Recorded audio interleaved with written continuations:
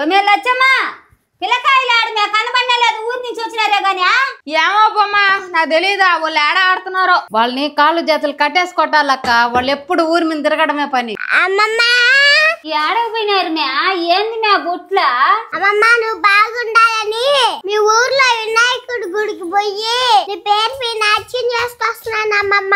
అమ్మమ్మ పాప నేను నీకోసం పొలి దండలు పెట్టినా అమ్మమ్మ. అయ్యో నా మనోడు మనోరాలకి ఎంత ప్రేమ నేనంటే ఏదో తేడాగా ఉందేంటి. రేయ్ వదలండ్రా అక్క దీన్ని మాత్రం నమ్మాక అక్క. రే అన్నయ్య జానికా జానికా జానికి ఏడు మే మా చెల్లి జానికా ఏమో అమ్మమ్మ నాకేం తెలుసా జానకవ్వ అడిగిందో మే నువ్వు తలకాయ ఊపినావు వాడు ఎట్టన్నాడు మా చెల్లి కనిపించుకుంటూ పోయింది. నా సౌతి చెప్తే అర్థం కదా అఖిల అడిగిందో నాకేం తెలుసు. మే నిజంగా నేను బాగుండాలని అర్చన చేపించుకొచ్చినావు గుడికాడా. నువ్వు బాగా ఆరోగ్యంగా ఉంటే కదమ్మమ్మ మొగుడిని అడిగి ఒక ఎకరా అన్న రాయిస్తావు నాక.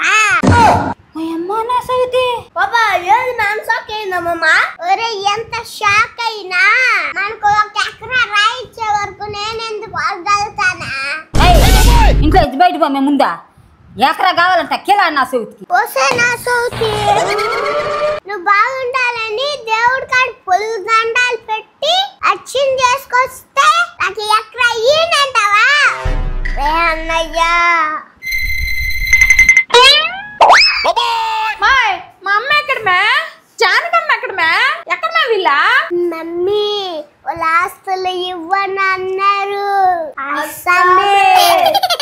ఎవరే మీకు దండం పెడతాండ్రా మా అమ్మ వాళ్ళు ఏం చేయను చెప్పండి రా.